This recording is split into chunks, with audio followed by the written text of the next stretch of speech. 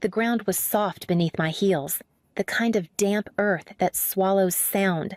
Ava's casket looked impossibly small as it sank into the red Carolina clay at Maplewood Cemetery.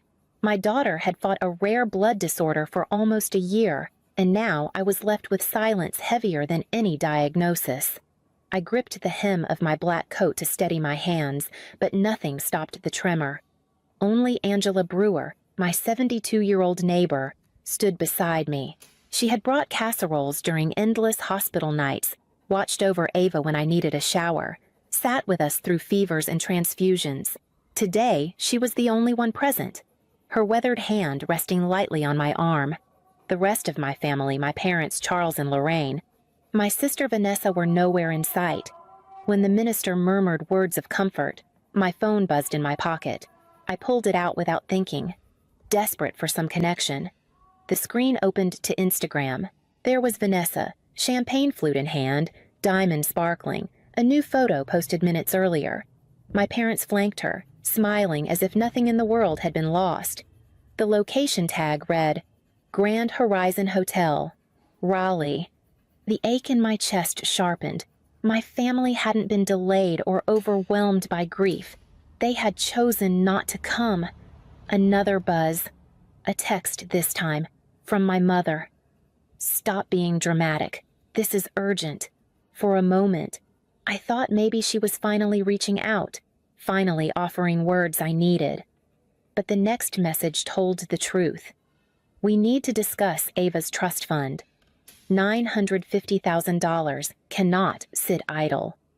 Angela squeezed my shoulder, sensing the chill that ran through me. I closed my phone and stared at the grave, realizing tomorrow I would have to face them. The morning after the funeral, the sky hung low and gray as I drove down the tree-lined streets of Oakwood Heights. My parents' colonial-style house looked as polished as always, the white shutters freshly painted, the brick walkway swept clean. I parked at the curb. My stomach knotted so tightly I could barely breathe. The front door opened before I knocked. My father stood in the entryway, his face arranged into a mask of concern. Serena, come in. We've been waiting. His voice was warm, but the words felt rehearsed.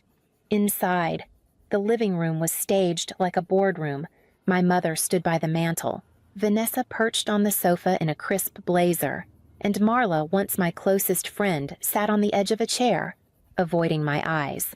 A folder lay open on the coffee table, papers arranged in neat stacks. Vanessa leaned forward, sliding a page toward me. This is simple. Ava's trust is significant, and you're in no condition to manage it responsibly. If you sign here, I'll act as trustee. I can ensure the money is used wisely for the family. My mother's voice chimed in, syrupy but sharp beneath.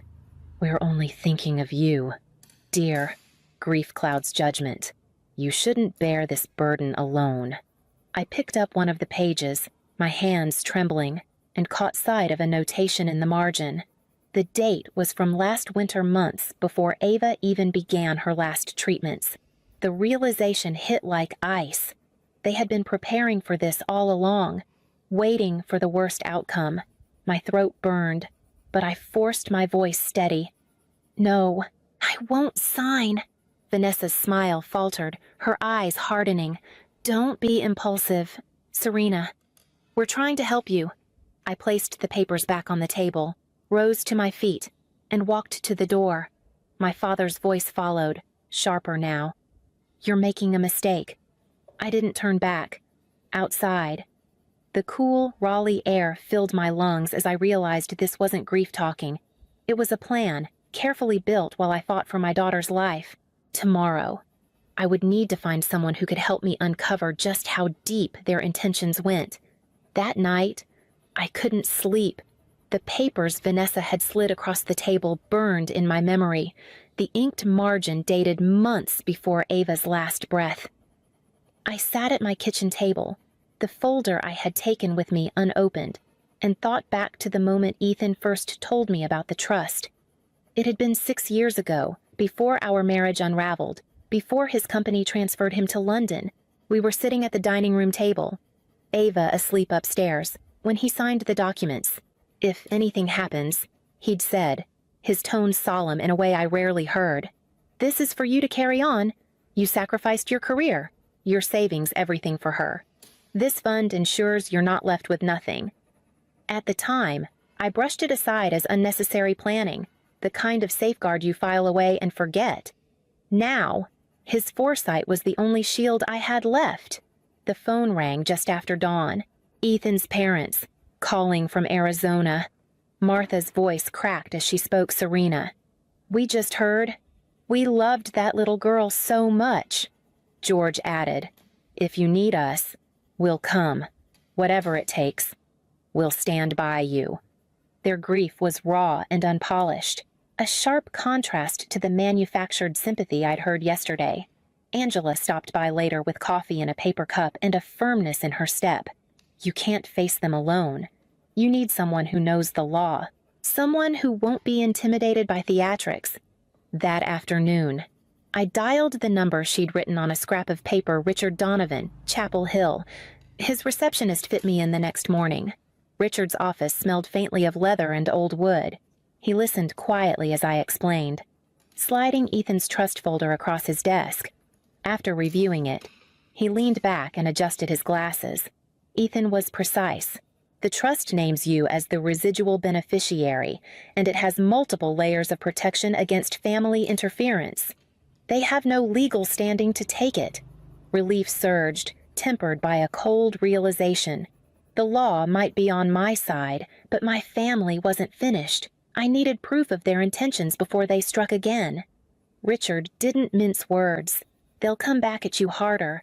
If they sense hesitation, they'll try to undermine your credibility. You need to document everything, every lie, every omission, every attempt to pressure you. Paper trails don't forget. That night, I sat at my laptop scrolling through Vanessa's Instagram feed.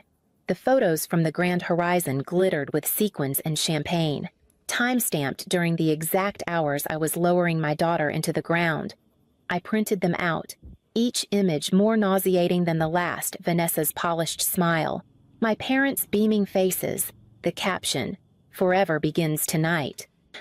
The stack of pages felt heavy in my hands, but it was proof they couldn't twist into memory or exaggeration.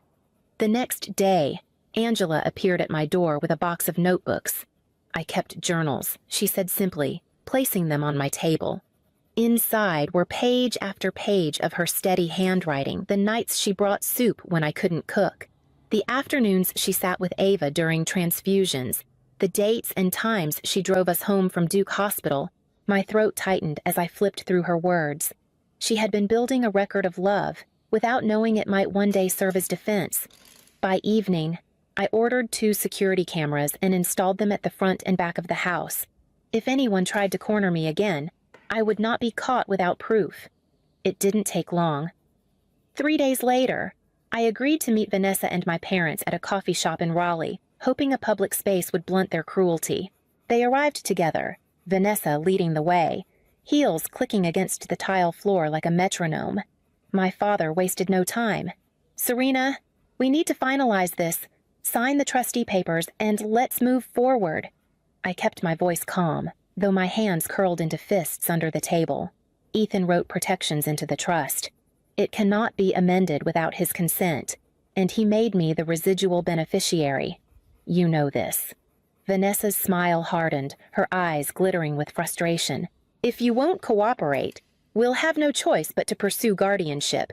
The court will see you're too emotional to manage this kind of money." I slid the printed trust clause across the table. "Then the court will also see Ethan's intent in black and white."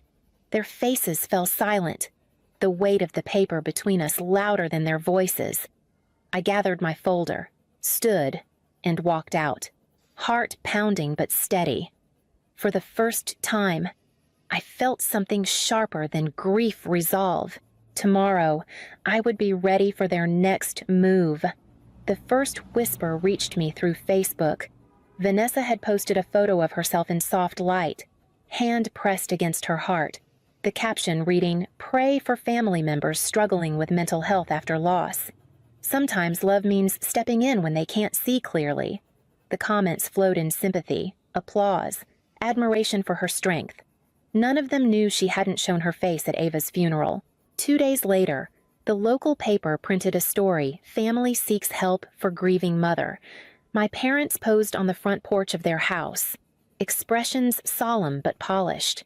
My father's quote read, "It breaks our hearts, but we must protect her from herself." I sat at my kitchen table with the paper spread before me, fingers pressed against my temples.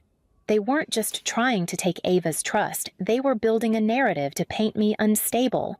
Then came the call from Duke Hospital's records office. "Ms. Alden, I'm obligated to inform you of a privacy breach. Someone accessed Ava's medical file last week using an outdated emergency contact authorization. We've traced it to your sister's information." My chest tightened, a cold wave of rage replacing the grief that never left. Ava's records, every fever, every treatment, every setback reduced to ammunition in Vanessa's campaign. At church on Sunday, I saw Marla across the aisle. She shifted uncomfortably when our eyes met, turning back to her hymnal. Later, Richard confirmed what I already suspected. She had signed an affidavit describing me as erratic during Ava's illness. Marla, who had once held my hand during midnight hospital vigils, now fueling the story that I was unfit. I closed my eyes and pictured Ava in her superhero pajamas, tugging the IV pole behind her, declaring she was brave, even when scared. If she could face 8 months of pain without flinching, I could face this. I folded the newspaper and placed it in my evidence folder alongside the Facebook posts, hospital letter, and Marla's affidavit. The lies were spreading fast, but so was my determination to confront them. Tomorrow, I would begin building not just a defense, but an unshakable case. Richard spread a stack of folders across his desk, arranging them with deliberate precision. "We'll need a timeline," he said. "Every hospital visit, every treatment decision, every bill you managed. The more detailed, the stronger our defense." For the next hour, I filled his desk with appointment slips, insurance statements, and my own calendars marked in red ink. Each date carried its own memory nights when Ava's fever spiked, days I slept in stiff plastic chairs, afternoons when doctors shook their heads. Richard took notes carefully, as though each line was a brick laid against the case my family was building. He insisted I schedule a psychiatric evaluation. "Not because I question you," he clarified, "but because they'll argue grief makes you unfit. We'll cut that off before they can use it." Sitting across from the evaluator a week later, I answered every question steadily, even when the grief pressed against my ribs like a physical weight. When the report came back declaring me competent, I tucked it into my folder like a shield. Ethan's parents arrived from Arizona carrying a manila envelope. Inside were notarized statements. Ethan's words written years earlier, his intent that if Ava could not use the trust, it would pass to me. Martha's hands shook as she handed it over. "He trusted you. Serena, he knew you'd honor her memory." Angela arrived that evening with her journals bound in twine. She laid them gently on my kitchen table. "Every meal, every visit, every night I sat with you, it's all here. They can't erase what we lived." I thought I was braced for anything until the night Vanessa showed up on my porch. My camera caught her standing in the glow of the porch light, her voice low but cutting. "You've always been the burden. Sign, or we'll destroy you." I didn't flinch this time. I let the recording roll, then closed the door in her face. For the first time, I felt the balance shift. Tomorrow, that recording would become the cornerstone of my defense. The Wake County Courthouse smelled faintly of varnish and old paper as I followed Richard into the courtroom. My parents and Vanessa were already seated at the petitioner's table, faces composed into masks of sorrow. Melissa sat beside them, clutching her affidavit like a lifeline. They looked less like a grieving family and more like a cast rehearsing for a play. Judge Marion Peabody entered with quiet authority, silver hair pulled tight, eyes sharp as she scanned the docket. "These are serious allegations," she said. "I expect evidence, not theatrics."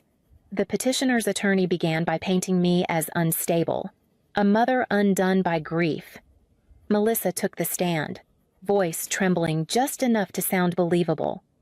Serena would call me in the middle of the night, hysterical. She was paranoid about doctors, convinced something worse was happening. I feared for her judgment. I gripped the edge of the table, forcing myself not to react. Then the hospital administrator testified, confirming what Richard had already uncovered. Vanessa had accessed Ava's medical records without authorization. Murmurs rippled through the gallery. When Ethan's father took the stand, his voice broke with conviction. My son made it clear if Ava couldn't use the trust. It belonged to Serena. She sacrificed everything for that child. His words rang truer than all their polished performances combined. Richard rose slowly, pressing play on the recording we had captured. My sister's voice filled the courtroom, cold and unmistakable. "You've always been the burden. Sign, or we'll destroy you." Then my father's measured tone. "Once we have guardianship, we can use the money however we want." The air in the courtroom shifted. Even the judge leaned forward, her face hardening. After a pause, she spoke with steel in her voice. "This petition is dismissed with prejudice. What I see here is not protection, but exploitation." She ordered a formal investigation into perjury and issued a restraining order preventing further contact. Relief washed over me, sharp and dizzying. As Richard gathered the files, I knew the gavel had brought justice today, but my fight to protect Ava's legacy was far from finished. 2 days after the hearing, the local paper ran a front-page story, "Mother Vindicated in Trust Battle." My picture was smaller than theirs, tucked under the headline. But the article told the truth, how the guardianship petition had been thrown out, and how the judge ordered an investigation into perjury. For once, I wasn't the fragile woman in their narrative. I was the mother who fought back and won. News traveled fast. Vanessa's fiancé issued a carefully worded statement to the press, but the damage was already done. Within a week, their engagement was over. She deleted the photos from the grand horizon. But the internet doesn't forget. Screenshots circulated in comment threads, proof of where she had been while I stood alone at my daughter's grave. My parents retreated into silence as word spread that they might face charges for false testimony. I thought it would bring me satisfaction, but instead it left a hollow ache. Even justice couldn't undo what they had chosen. Marla wasn't spared either. Her employer reviewed her sworn affidavit after the recording surfaced. Within days, she lost her job. The same woman who once braided my hair before school dances now avoided the grocery store aisles where I shopped. Betrayal had a cost, and she was paying it too. One evening, Angela sat across from me at the kitchen table, her hands wrapped around a chipped mug of tea. "They tried to bury you, Serena," she said quietly. "But you built something out of ashes. That's what your daughter would see." I thought about that word family. It no longer meant blood or inheritance. It felt more like a line item on paperwork, a name under next of kin. What mattered now were the people who stayed when everything broke. I touched the folder of trust documents resting on the table. Protecting Ava's legacy was only the beginning. Tomorrow, I would decide what to do with it. In the weeks after the hearing, the trust money no longer felt like numbers on a page. It felt like a responsibility, a chance to turn Ava's short life into something lasting. With Richard's guidance, I established the Ava Alden Foundation. Its mission clear support families facing pediatric blood disorders and fund the research that might one day spare another child. The first project was close to home. Duke Children's Hospital had been our second home during those long months, and now it would carry Ava's name. A plaque was mounted in the newly renovated wing, the Ava Alden Pediatric Hematology Unit. Standing in that hallway, I traced the letters with my fingers, remembering Ava in her superhero pajamas, tugging her IV pole with stubborn pride. Angela stepped in as volunteer coordinator without hesitation. She organized meal trains, transportation, and respite shifts for parents camped out at hospital bedsides. Richard took on every legal matter pro bono, drawing up bylaws and ensuring the foundation could not be undermined. Ethan's parents moved with purpose. spearheading a grandparent advocacy program that connected families like theirs to resources and community. For the first time in months, I began speaking in front of groups. At a support meeting one evening, I stood in a circle of parents and told them about Ava, her bravery, her laughter even when her body trembled, her dreams of becoming a doctor. My voice didn't shake, and my hands no longer trembled. Instead, I felt anchored, as if Ava's strength had settled in me. The foundation was still new, fragile in its infancy, but already it was touching lives. As I drove home that night, I realized the promise I had whispered at her grave was no longer just words. It was becoming reality. Tomorrow, I would return to Maplewood Cemetery with flowers, ready to tell her myself. The path through Maplewood Cemetery felt different than it had a year ago. The same oaks shaded the gravel walk. The same headstones leaned in uneven rows, but my steps carried a steadiness I hadn't known then.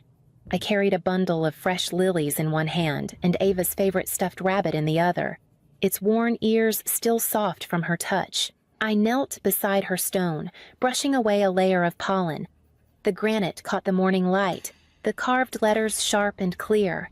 I placed the flowers down, then set the rabbit gently at the base. "Your name is everywhere now," I whispered. "In hallways at Duke, in research grants, in families who know they're not alone." A voice behind me stirred the air. "Excuse me, are you Serena Alden?" I turned to see a woman holding the hand of a girl about Ava's age. The mother's eyes glistened. "I'm Sarah Mitchell. This is Emma. Last year, she was diagnosed with the same blood disorder as your daughter. The specialist funded through your foundation found a treatment that worked. She's alive because of you, because of Ava." Emma stepped forward, shy but determined. "Thank you for helping me get better." The world blurred for a moment as I looked into her bright eyes. I crouched to meet her gaze. "You're welcome, Emma. You're exactly why we do this." As they walked away, I touched the stone again, a warmth spreading through me. Ava's legacy wasn't trapped in granite or court documents. It lived in children like Emma, in families who could now hope. Family, I realized, isn't always blood. It is choice, loyalty, and love, the kind that stays when the rest disappears, when betrayal forges your backbone. Which doors do you lock forever, and which do you dare to open next?